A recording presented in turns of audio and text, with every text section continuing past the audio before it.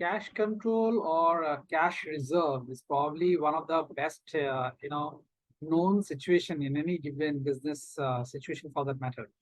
And I mean, in today's date, wherever it is in terms of business or in terms of effectiveness, also, it has been observed a situation that every time people try to go through that cash control or cash reserve mechanisms in small and medium business enterprises, considering the ground that they gets VC funded or they get ensured that enough of metrics control through the VC fund and stuff like that. But in actually, that's not the situation. Hi, my name is Avik. Avik Saab, business strategy and business coach, consultant equally as well. And I'm in this mission right now to help small and medium business owners like you to take your business to the next level and build a healthy and scalable business, right?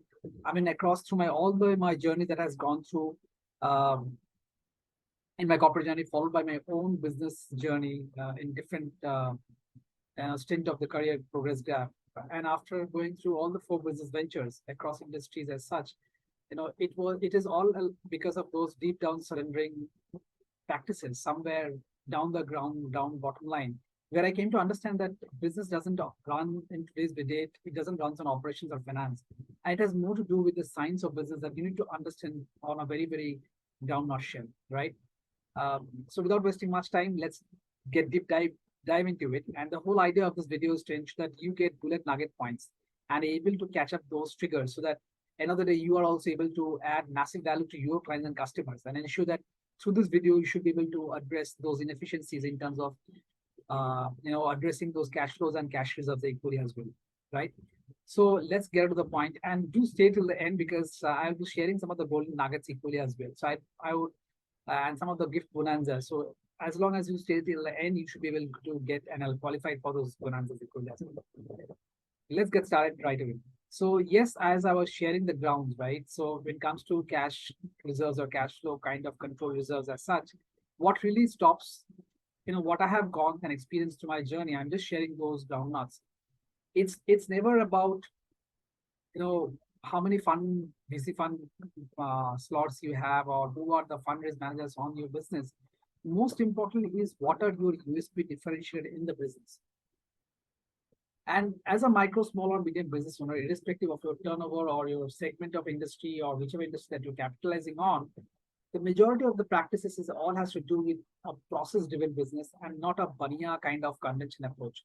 If the business is not process-driven, if the business is not have robust standard operating procedure, it's bound to fail because people will get into those manipulating practices, those lalaji and those banyaji's authoritative mentalities will be always there in the business, considering the hierarchy verticals, right? Especially if it is more of a southern fun legacy kind of a environment, then my friend, probably you are not left out with anything. If you are a part of the management and probably you are trying to get things done, it's very difficult to go on and do that because what will really stop you in those environment is those practices implementation and those industry standard benchmarks because in a family-based business typically you will not find those industry standard benchmarks. You'll always find those authoritative and dominating style of the controller in the environment, right?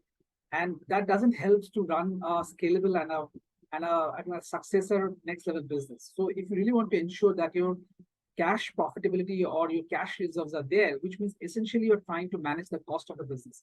And if you're trying to manage the cost of the business as a business owner, as management decisions taker or decisions owner, you have to ensure that the business is very, very process driven and very, very standard operating practices driven. Only then you can always ensure that you are able to manage and you are able to efficiently get all those diversified application to all of the touch points. Otherwise, we have witnessed major brands who has gone deep down, whether it is BlackBerry, Nokia, or movie center, cinema theater for that matter, which has turned to PVR, where we have seen that since the ground level or on the operation level or on the management level, since they were not adaptable and flexible to the market demanding changes, they were not able to accept those costs of the market, right? And that's where I think is the biggest game changer thing which is happening, and it's not making the difference on the day in the ground equally as well. So the whole approach is to ensure that you definitely must have a process-driven centric culture build up, and drive, standard of practices of based in the environment. The next thing which comes to ensure that yes, it is most cost centric and you're able to manage your cost and cash reserves equally as well, is to ensure that yes, those practices in terms of uh, I would say that when it comes to such cost matrices or cost measures as such, uh, it has all to do with the ground that how strong is the unit economy. Yeah. So I repeat one more time, how strong is the unit economy of the business? What I mean by that, even if it is a commodity-based business or a non-commodity-based business, if the unit economy of the business is not strong enough, you will have a very hard time on the ground to actually have control on the business. So in other words, it's like your prices variation will not have the impact, even if uh, on an overall scale, even if it is SQ wise, item wise, or product wise, you can still go ahead and gauge those measures, and you can ensure that those measures are controlled, and in the environment it is deep down very highly stickable in the environment and in the process, so that the outcome is unifiedly measured and understood equally as well, right? So I think that's the nugget, and that's the golden nugget point also in compared to cost, in compared to output, and in compared to overall measure equally as well.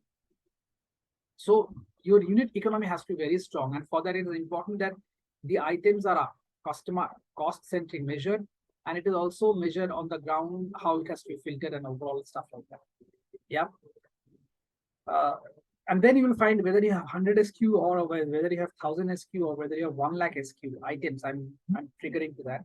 You should be able to do that, go ahead and deep down on that, right? And last but not the least is the fact that yes, how about also ensuring that you have a secure electronic transaction. If you have a secure electronic transaction, you'll be also able to define that and control that equally as well. And that's the whole idea, that you will be able to control your cost and cash flows equally as well, right? So since you stayed till the end, and I was mentioning that yes, if you stay till the end, there's a gift bonanza equally as well. So here is a gift. If you go ahead and if you want to ensure that you get still perfect videos like that and you're able to solve the burning problem of your business addresses, just ensure that you get into my Facebook group or my Telegram group link as well, and keep getting those pop-up insights to address the burning issues of your businesses, right? And also ensure that you be connected and subscribe and like my, go ahead and subscribe the channel so that you will be the first person to get notified on the pop-up business insight and get access equally as well. Till then, Avik is signing off equally as well. And most importantly, before going ahead, since you're still till the end, ideally for a business hygiene complete understanding and a kind of complete hygiene understanding of a business, and to give you a roadmap. Ideally, I mean, for a typical one-to-one, I charge more than cost of 5,000 for 40 minutes of one-to-one. But since you have stayed to the end of this video, so you get the benefit of a one-to-one call with me absolutely without no cost. So without and this is only for limited time periods, without wasting much time. Just ensure that how best you can grab that offer as well, and book a one-to-one call with me so that you can get the roadmap of your business equally as well.